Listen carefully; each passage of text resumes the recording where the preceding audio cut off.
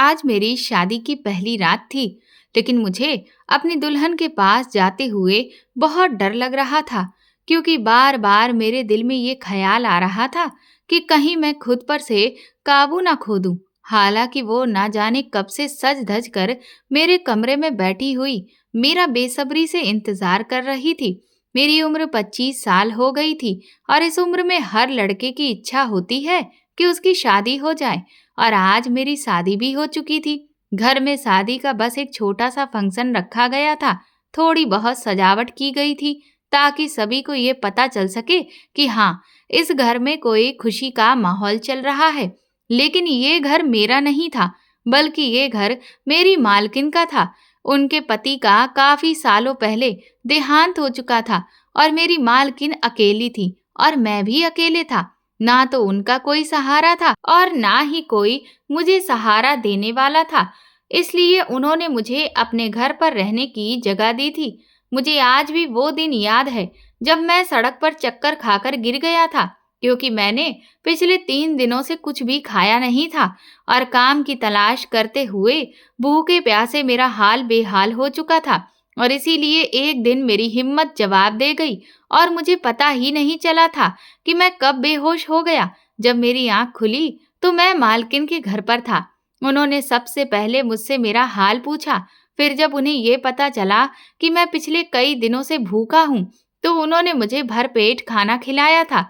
सच में, इतने दिन के बाद जब मुझे खाना खाने को मिला, तो मुझे खाने की कीमत पता चली थी। ये बात आज से लगभग 3 महीने पुरानी है। मैंने देखा था कि मेरी मालकिन अपनी 15 साल की बेटी के साथ इस घर में बिल्कुल अकेली रहती थी। मेरी 15 साल की पत्नी कमरे में बैठी हुई थी और मैं इधर बाहर टीवी हॉल में सोफे पर बैठा था। मेरी सास तो सोने के लिए चली गई थी और जो थोड़े बहुत मेहमान थे वो भी अपने अपने घर वापस चले गए थे। लेकिन मैं इस कसम में था कि कमरे में जाऊं या ना जाऊं। मुझे बहुत बुरा भी लग रहा था कि मैं एक 15 साल की लड़की के साथ पति पत्नी का रिश्ता कैसे निभाऊंगा। मुझे ये सब कुछ सोचते हुए भी बहुत अजीब लग रहा था कि मैं कैसे उस छोटी सी बच्ची के साथ, क्योंकि वो जैसी भी थी, अभी उसकी उम्र बहुत कम थी और फिर वो छोटी बच्ची ही तो थी। मैंने तो बस अपनी मालकिन के कहने पर ही ये शादी की थी। हाँ, मेरी पत्नी पूनम अगर थोड़ी सी बड़ी होती, वो 15 साल की जगह 18-20 साल की होती, फिर तो मैं भी इस शादी से बहुत खुश हो जाता, क्योंकि वो बहुत ही प्यारी लड़की है और मुझे उससे शादी करने पर कोई ऐतराज नहीं होता। मुझे ऐतराज सिर्फ पूनम के कम उम्र होने पर था, उससे ज्यादा और मुझे कोई मतलब नहीं था। लेकिन मेरी सास ने मुझे कुछ इस तरह से जज्बाती तौर पर ब्लैकमेल किया था कि मैं चाहते हुए भी इनकार नहीं कर सका था। मैंने तो अपनी सास से कह दिया था कि मैं अभी पूनम के साथ बस फेरे ले लेता हूँ, लेकिन उसकी विदाई आप बाद में कर देना। जब वो सही उम्र की हो जाएगी, तब तक मैं अपने दोस्त के पास सऊदी चला जाता हूँ और वहां पर कुछ काम धंधा कर लूंगा। मेरे पास कुछ पैसे भी आ जाएंगे। उसके बाद आप उसकी विदाई कर देना, तब मुझे कोई भी ऐतराज नहीं होगा। लेकिन मेरी मालकिन कहने लगी कि नहीं, मुझे विदाई भी आज ही करनी है। मुझे उनकी ये बात बिल्कुल भी समझ में नहीं आई थी, क्योंकि वैसे तो देखा जाए तो हम लोग एक ही घर में रह रहे थे। ऐसा तो कुछ भी नहीं था कि इस घर से दूसरे घर पूनम को विदा करना होता। विदाई से तो मेरा मतलब बस यही था कि जिस तरह से एक पति पत्नी का रिश्ता होता है, वो एक रिश्ते में बंध जाते हैं, एक दूसरे के हो जाते हैं, बस वो वाली शुरुआत अभी मैं और पूनम नहीं करेंगे। जब वो बड़ी हो जाएगी, तब हम अपने उस रिश्ते को शुरू करेंगे, यानी कि आज से 4-5 साल के बाद। क्योंकि मैं इतनी छोटी सी लड़की से शादी करने को गलत समझता था और ये तो कानूनी जुर्म भी था, और इसीलिए मेरी मालकिन ने ये शादी बहुत खामोशी से करवाई थी। वरना अगर गलती से भी ये बात पुलिस तक पहुंच जाती, तो पुलिस हमारे घर आ जाती, क्योंकि इस मामले में तो कानून भी अब बहुत सख्त हो चुका है।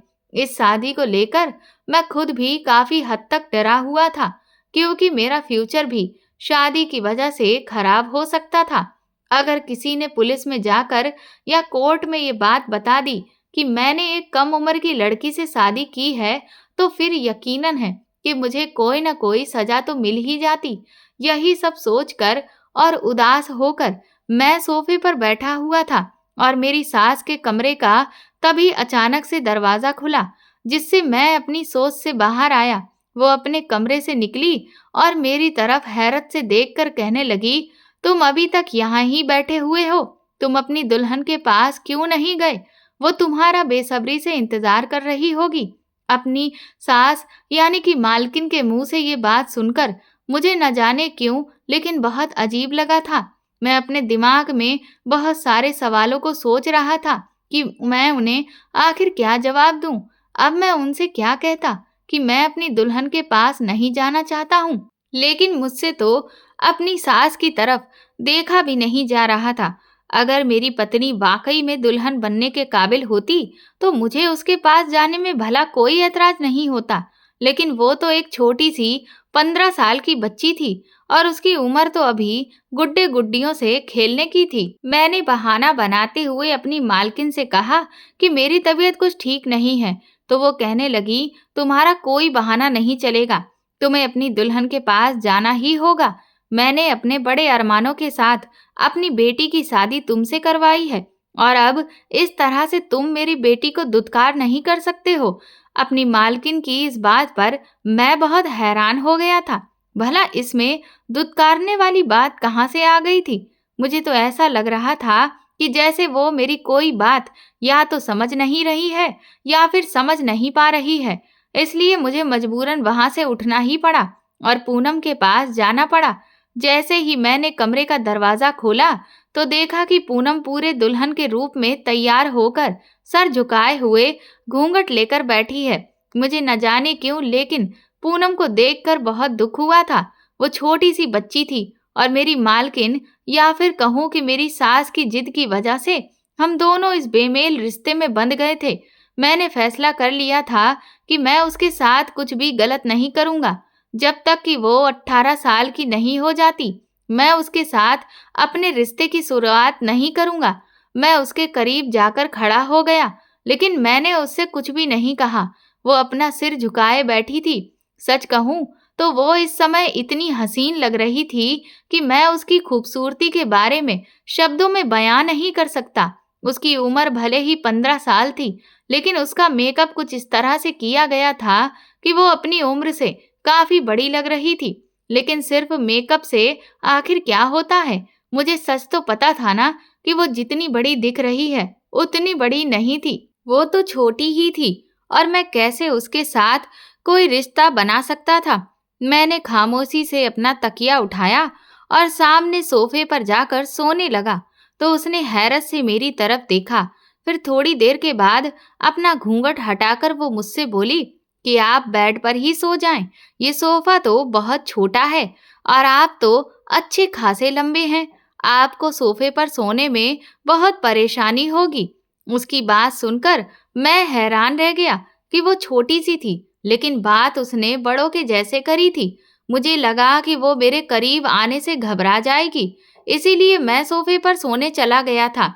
लेकिन जब वो खुद ही कह रही थी कि उसे किसी तरह का कोई डर नहीं है, तो फिर मुझे भी तो आराम की जरूरत थी। मैंने इसलिए तकिया वापस फिर अपनी जगह पर रखा और आंखें बंद करके लेट गया। मेरी आंखें बंद थीं, लेकिन मेरा दिमाग जागा हुआ था। मैंने तभी महसूस किया कि पूनम अभी तक बैठी हुई है। शायद वो मेरे इंतजार में बैठी हुई थी। मैंने आंखें खोलकर उसकी तरफ देखा तो वो मुझे ही देख रही थी। फिर मैंने उससे कहा कि तुम जाकर के भारी भरकम कपड़े बदल कर कोई कंफर्टेबल कपड़े पहनकर सो जाओ।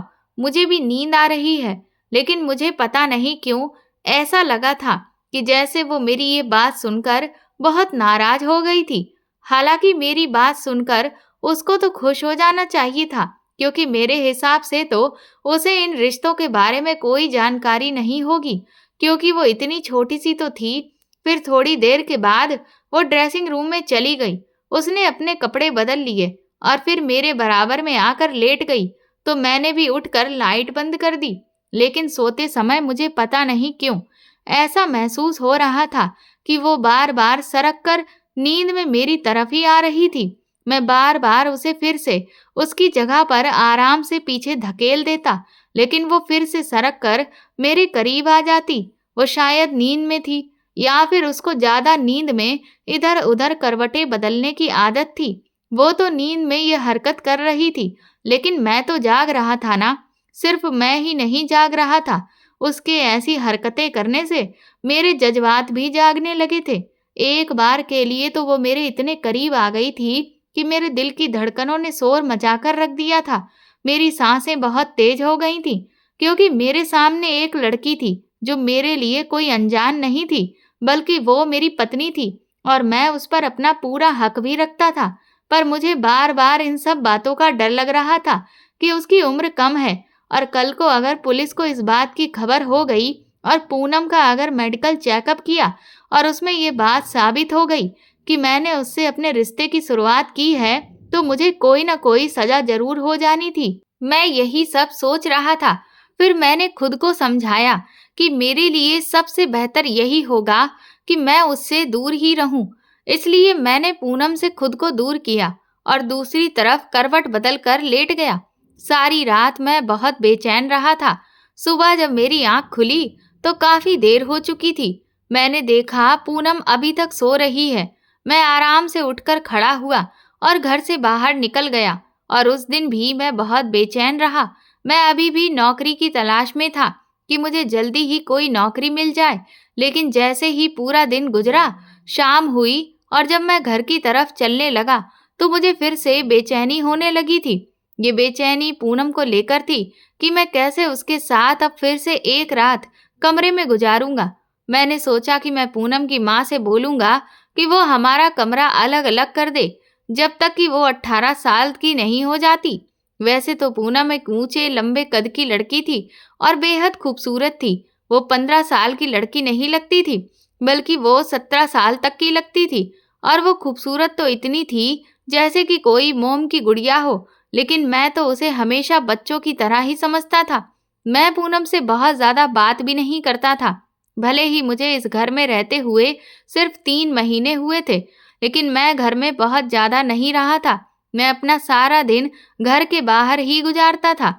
सिर्फ इस घर में सोने और खाने के लिए ही आता था, या फिर अगर मेरी मालकिन मुझे कोई काम बता देती तब उनका काम करने या सौदा वगैरह लाने के लिए बाजार चला जाता था। कभी बिजली का बिल जमा करने तो कभी गैस भरवाने। ऐसे छोटे मोटे कामों के लिए मालकिन मुझे घर बुलाया करती थी और मैं उस समय घर आ जाया करता था।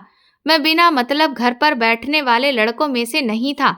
हर बार मैं नौकरी की तलाश में घर से बाहर निकलता था। नौकरी तो मुझे नहीं मिलती थी, लेकिन कोई छोटा मोटा काम जरूर मिल जाता था, जिसे करके मेरे हाथ में कुछ पैसे आ जाते थे। मेरी मालकिन के घर में मेरी जिंदगी बहुत ही आराम से गुजर रही थी कि एक दिन मेरी मालकिन ने मुझसे एक ऐसी जिद कर दी जिसके बारे में कभी मैं सोच भी नहीं सकता था। मालकिन की तबीयत काफी खराब हो गई थी, तो उन्होंने मुझे अपने पास बुलाया और कहा कि मुझे लगता है कि मेरी जिंदगी का अब कोई भरोसा नहीं है, इसलिए मैं चाहती हूँ कि तुम मेरी बेटी से शादी कर लो। मालकिन की इस बात पर मैं दंग रह गया था, क्योंकि उनकी बेटी सिर्फ 15 साल की थी। वो मुझसे बहुत छोटी थी, लेकिन मालकिन ने तो जैसे इस बात को अपने लिए बहुत ही बड़ी समस्या बना लिया था। उन्होंने रोना शुरू कर दिया और कहने लगी कि अगर मुझे कुछ हो गया तो मेरे बाद मेरी बच्ची का क्या होगा। ये दुनिया बहुत जालिम है और मेरे अलावा तो इसका कोई भी नहीं है। कहीं ऐसा ना हो कि दुनिया वाले मेरी बेटी के साथ कुछ गलत कर दें। मैं तुम पर भरोसा करती हूँ और इसीलिए तुम उससे शादी कर लो। वो काफी दिनों तक मुझे जज्बाती तौर पर ब्लैकमेल करती रही। उन्हें मना करते हुए भी मुझे बहुत बुरा महसूस हो रहा था, क्योंकि मैं पिछले कुछ महीनों से उनके घर में ही पल रहा था, खा पी रहा था। उनकी वजह से ही मुझे रहने के लिए छत मिली थी और इतने समय से मुझे यहाँ किसी भी तरह की कोई तकलीफ भी नहीं हुई थी। दरअसल मेरे माँ बाप तो इस दुनिया में नहीं थे, जिस वजह से मेरी परवरिश मेरे मामा के घर में हुई थी। लेकिन जिस दिन से मेरे मामा मुझे अपने घर लेकर गए थे, वहां मुझे हर रोज दिन रात बेइज्जत किया जाता था। मुझे निकम्मा नाकारा कहकर जलील किया जाता था। मेरा दिल बहुत जलता था। मेरी मामी अक्सर मुझे मामा से पिटवाती रहती थी, जबकि उल्टा मालकिन के घर में मैं बहुत सुकून से रह रहा था। इसलिए मैं हर वक्त इस कोशिश में लगा रहता था कि मैं कोई ना कोई काम शुरू कर लूं, और जब तक मेरे पास अच्छा खासा पैसा नहीं आ जाता जिससे मैं अपना कोई नया काम कर सकूं, तब तक मैं मालकिन के घर पर रह लूंगा। और जो थोड़े बहुत पैसे मैं छोटे मोटे काम करके कमा रहा था, उनको मैं अपने पास सुरक्षित रखना चाहता था, ताकि मैं ज़्यादा से ज़्यादा पैसे जमा कर सकूं। और फिर जब एक बार मेरा काम ठीक से जम जाए, तो उससे जुड़े हुए पैसों से मैं एक छोटा सा घर ले लूं, या फिर मैं कहीं किराए पर कमरा ले लूं, क्योंकि मैं भी मालकिन पर बहुत ज़्यादा लंबे समय तक बोझ नहीं बनना चाहता था। उन्होंने मुझ पर जो एहसान किया था, उसे तो मैं कभी भी भूल नहीं सकता था। इसी वजह से मैं जल्दी कोई खर्चा नहीं करता था। खाने पीने की चीज़ों में भी मैं अपना कोई पैसा खर्च नहीं करता। मेरी हर चीज़ का बोझ मालकिन के ऊपर ही था, जबकि मैं अपने खाने पीने के खर्चे भर का तो कमा लेता था, लेकिन मैं उसे जानबूझकर संभाल के रखता था। ये तो मालकिन थी जिन्होंने मुझे सहारा दिया था, और मुझे कभी भी निकम्मा होने का ताना भी नहीं दिया। वो मेरा बगैर दिल दुखाए मुझे अपने पास रख रही थी, जिसके बदले में वो बस मुझसे अपने कुछ छोटे मोटे काम ही कराती थी। और दूसरी तरफ एक मेरे सगे मामा का घर था, जहाँ मुझे खाना तो मिलता था, लेकिन एक एक निवाले के बदले में मुझे 100-100 ताने सुनने पड़ते थे। हद तो तब हो गई थी जब मेरी मामी ने मुझ पर चोरी का इल्जाम लगा दिया था, और उस दिन मेरे मामा ने मुझे बेतहाशा मारा था। मेरी भी उनसे मार खाने की बर्दाश्त खत्म हो गई थी, और फिर मैं उनका घर छोड़कर भाग गया था। मैंने सोचा कि मैं कोई काम कर लूंगा और अपना पेट खुद ही पाल लूंगा, लेकिन मुझे किसी ने भी काम नहीं दिया, और बस फिर मैं भूखा प्यासा बेहोश हो गया। उस वक्त मुझे मालकिन ने ही सहारा दिया, और जब उन्हें मेरे बारे में सारी बात पता चली, तो उन्होंने मुझसे कहा कि मैं उनके पास ही रुक जाऊं।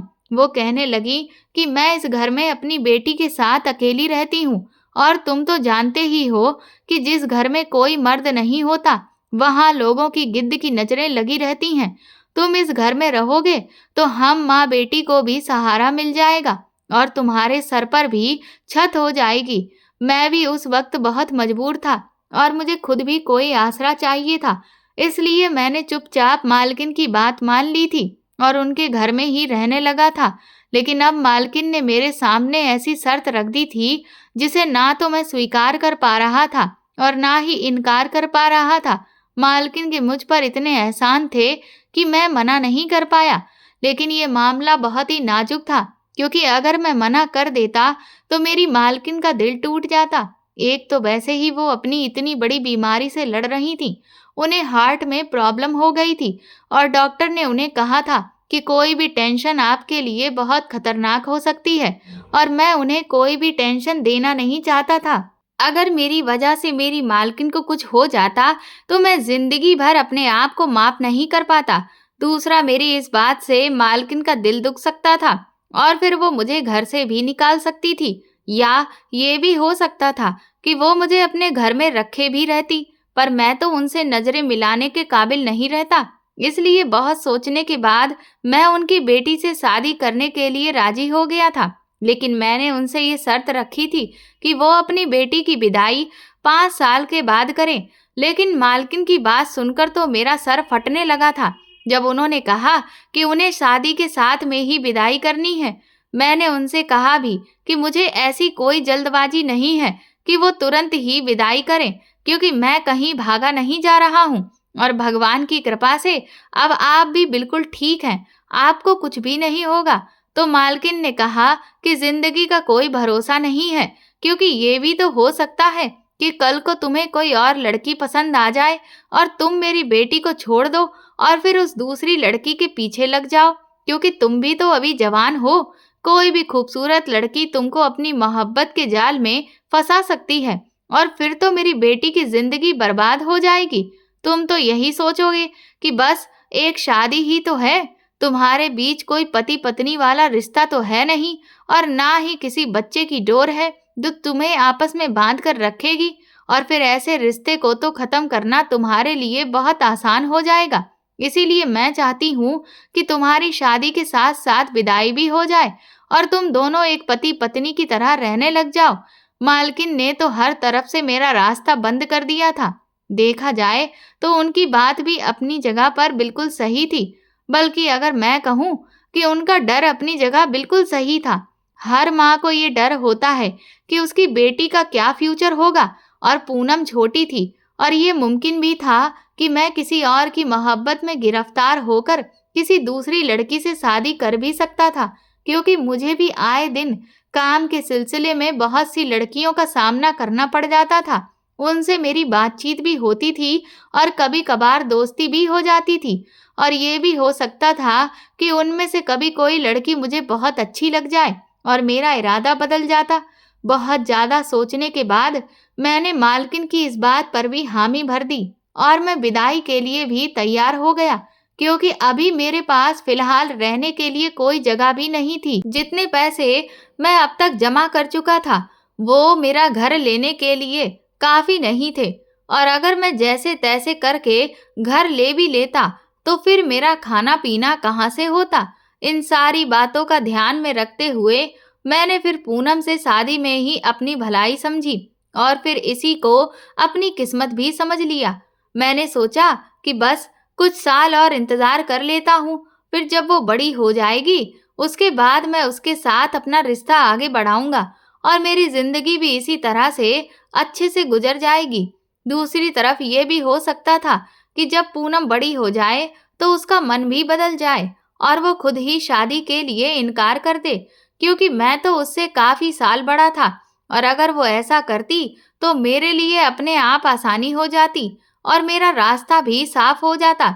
लेकिन पूनम की हरकतें तो मुझे कुछ और ही बयान कर रही थीं। मुझे लग रहा था कि वो शायद इतनी भी छोटी नहीं थी जितना कि मैं उसे समझ रहा था।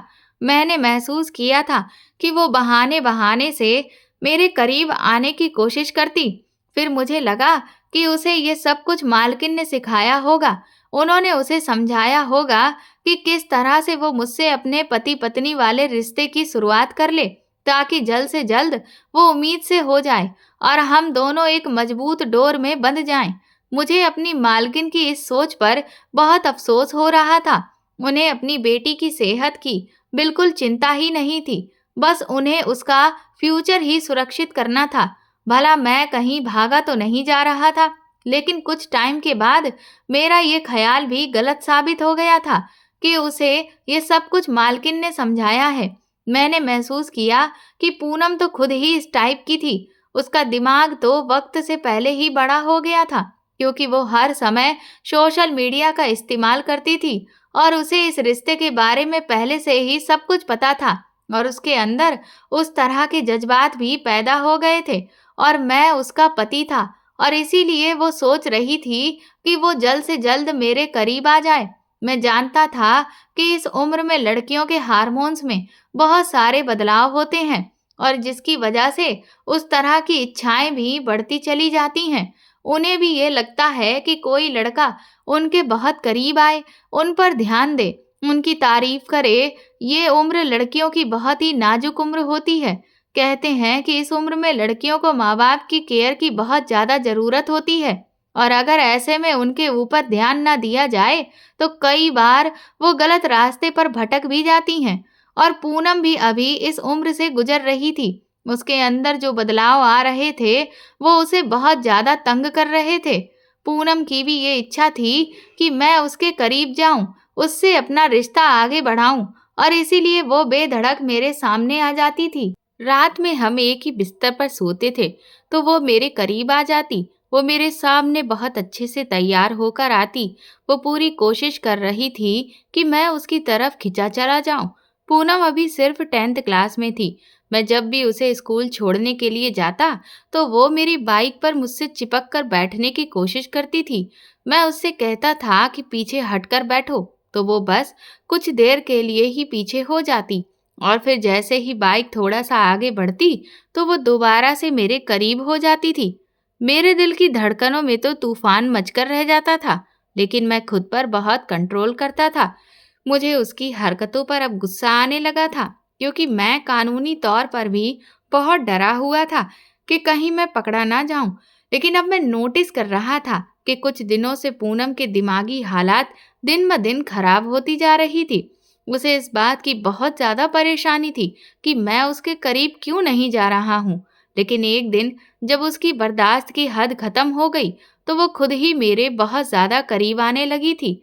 शायद उसका खुद पर कोई भी नियंत्रण नहीं रहा था। वो मेरे गले आकर लग गई और तब तो ऐसा लगा कि जैसे मेरे अंदर आग सी लग गई थी। लेकिन मुझे पूनम की हरकत बिल्कुल पसंद नहीं आई थी। गुस्से के मारे मेरा बहुत बुरा हाल हो रहा था। मैंने गुस्से में उसे पीछे झटक दिया तो वो रोने लगी।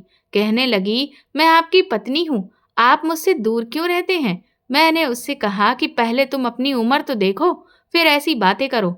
मैंने उसको उस वक्त बहुत ज्यादा डांट दिया था। न जाने मैंने उसे कितनी बुरी बुरी बातें सुनाई और फिर घर छोड़कर बाहर चला गया।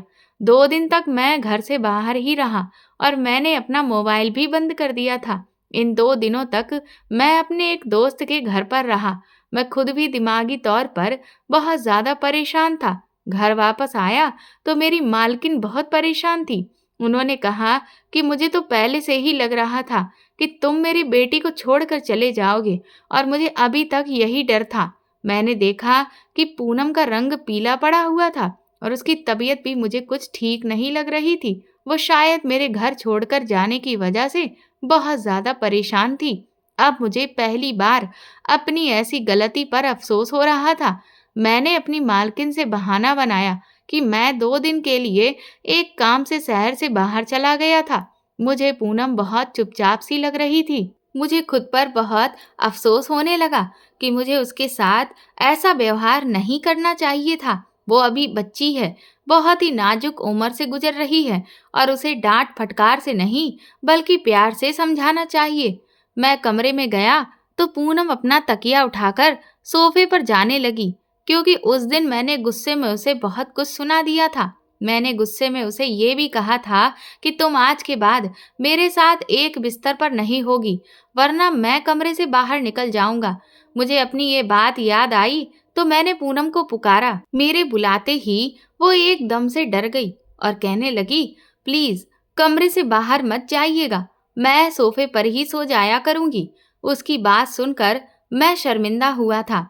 मैंने गहरी सांस भरी और उठकर पूनम के पास आया। मैंने उसका हाथ थामा और फिर उसे बेड पर बिठा दिया। मैंने कहा, मुझे माफ कर दो पूनम, मैंने गुस्से में तुमसे बहुत कुछ गलत बोल दिया। मेरी जरा सी नरमी पाकर वो रोने लगी थी और रोते हुए मेरे गले लग गई। मैं उसे चाहकर भी खुद से पीछे नहीं हटा पाया था, बल्कि मैंने भी उसे सहारा दिया था। वो सिसकियों से रो रही थी और कहने लगी कि मुझे पता है कि मैं आपको बहुत बुरी लगती हूँ। आपने मम्मी की मजबूर करने पर ही मुझसे शादी की है। उसकी ये बात सुनकर मैंने उसका चेहरा अपनी तरफ ऊपर किया। मैंने कहा कि तुम मुझे बुरी नहीं लगती हो, बल्कि तुम मुझे अच्छी लगने लगी हो। अब तो तुमसे दूर रहना मेरे लिए भी मुश्किल होने लगा है, लेकिन मैं तुम्हारे पास नहीं आ सकता क्योंकि तुम कम उम्र हो और मैं तुम्हें इतनी कम उम्र में किसी भी मुसीबत में नहीं डालना चाहता हूँ। आज मैंने उसे अपना हर डर बता दिया था और मुझे लगा था कि मेरी बात सुनकर उसे सुकून हो जाएगा, लेकिन वो तो और भी ज्यादा परेशान हो गई थी और फिर किसी गहरी सोच में डूब गई थी। धीरे धीरे इसी तरह से दिन बीते और फिर मैंने देखा कि पूनम का तो पेट फूलने लगा था और उसकी रंगत भी पीली पड़ने लगी थी। मेरी मालकिन भी उन दिनों बहुत चुपचाप सी रहने लगी थी और अब उनकी बीमारी भी बढ़ने लगी। मैंने मालकिन से पूनम के बारे में कहा कि आप उसे डॉक्टर के पास लेकर जाएं, तो वो कहने लगी कि मैं उसे डॉक्टर के पास ले गई थी, अब मैं उसे दवा दे रही हूँ, वो ठीक हो जाएगी। लेकिन तभी मेरी मालकिन की तबीयत बहुत ज्यादा बिगड़ गई। उनके सीने में फिर से तेज दर्द उठा था। मैं जब तक उन्हें अस्पताल लेकर गया तब तक तो वो दम ही छोड़ चुकी थी और ये सदमा पूनम के लिए भी बहुत बड़ा था। उस समय मैंने उसे जैसे तैसे संभाला था, लेकिन अब मैंने महसूस किया कि उसका पेट कुछ ज्यादा ही बड़ा होने लगा था। फिर मैं उसे डॉक्टर के पास लेकर गया और डॉक्टर ने जब उसका अल्ट्रासाउंड किया और मुझे जो बात बताई, उसे सुनकर तो मेरे होश उड़ गए थे। डॉक्टर कहने लगी कि आपकी पत्नी तो 5 महीने की प्रेग्नेंट है। ये बात सुनकर तो मेरा दिमाग घूम कर रह गया था। मैं जिस लड़की को बच्ची समझ रहा था और उसके पास नहीं जाता था, वो तो कम उम्र में ही इस तरह के गुल खिला बैठी थी और अपना गुनाह छुपाने के लिए ही उसने मुझसे शादी की थी। मेरी मालकिन की जल्दबाजी अब मुझे समझ आई थी और पूनम क्यों बार-बार मेरे करीब आ रही थी, ये सब कुछ भी अब मुझे समझ आ रहा था। मैं तो अपनी अकल पर हैरान था कि इतनी सी उम्र में पूनम ये सब कुछ कैसे कर सकती थी। डॉक्टर कहने लगे कि आपकी पत्नी बहुत ही कम उम्र है, आप उसका बहुत ख्याल रखें, वरना डिलीवरी में काफी मुश्किलें पैदा हो सकती हैं। मैं जब घर वापस आया तो पूनम को कमरे में ले गया और गुस्से में ले जाकर मैंने उसे बेड पर पटक दिया। मैंने कहा कि मुझे नहीं पता था कि इतनी सी कम उम्र में तुम ये सब कुछ भी कर सकती हो। तुम्हें और मालकिन को मैं ही मिला था तुम्हारा ये पाप छुपाने के लिए। मेरा इतना कहने पर वो रोने लगी और कहने लगी कि इस सब में मेरा कोई दोष नहीं है, क्योंकि मेरे ऑटो ड्राइवर ने मेरे साथ जबरदस्ती ये सब। इतना कहते ही वो सिसक सिसक कर रोने लगी थी और कहने लगी कि मम्मी मुझे डॉक्टर के पास ले गई थी, लेकिन डॉक्टर ने इस बच्चे को हटाने से मना कर दिया था।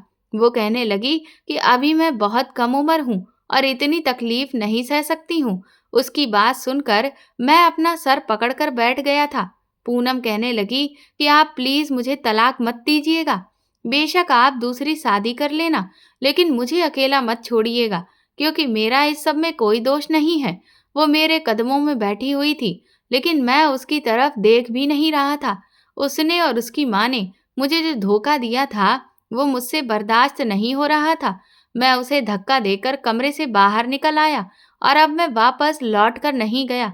मैं काफी दिनों से सऊदी जाने की तैयारी कर रहा था और सोच रहा था कि मैं पूनम को उसकी माँ के पास छोड़कर सऊदी चला जाऊंगा और फिर 4-5 साल के बाद आऊंगा।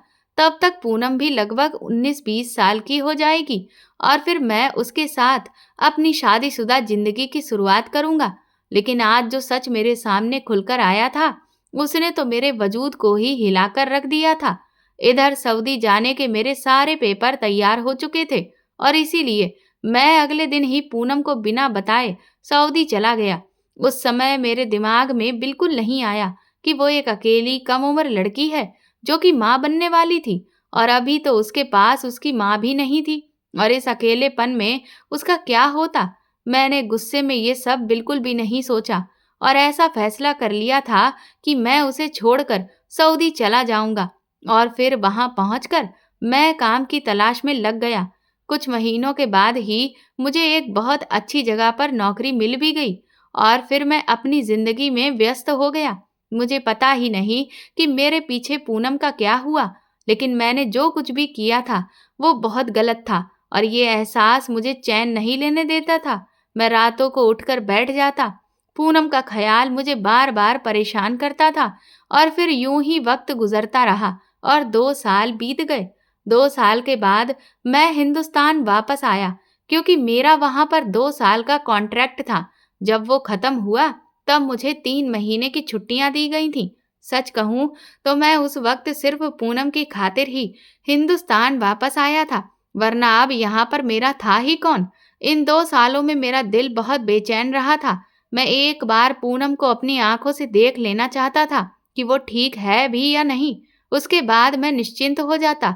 लेकिन वापस घर आकर मैंने जो कुछ भी देखा, उससे तो मेरी आंखें फटी की फटी रह गई थी। मुझे तो यकीन ही नहीं हो रहा था कि क्या ये वही पूनम थी। वो बिल्कुल हड्डियों का ढांचा बन चुकी थी। उस वक्त वो सामने सोफे पर पड़ी हुई थी। उसका चेहरा ऐसे था जैसे किसी ने पीला रंग लगा दिया हो। हाथ पैर सूख कर बिल्कुल लकड़ी के समान हो गए थे। उसे ऐसी हालत में देखकर मैं तो तड़प कर उसके पास जा पहुंचा था। उसने बड़ी मुश्किल से अपनी आंखें खोलकर मुझे देखा। मुझे देखकर उसे ये विश्वास ही नहीं हो रहा था कि ये मैं ही हूँ।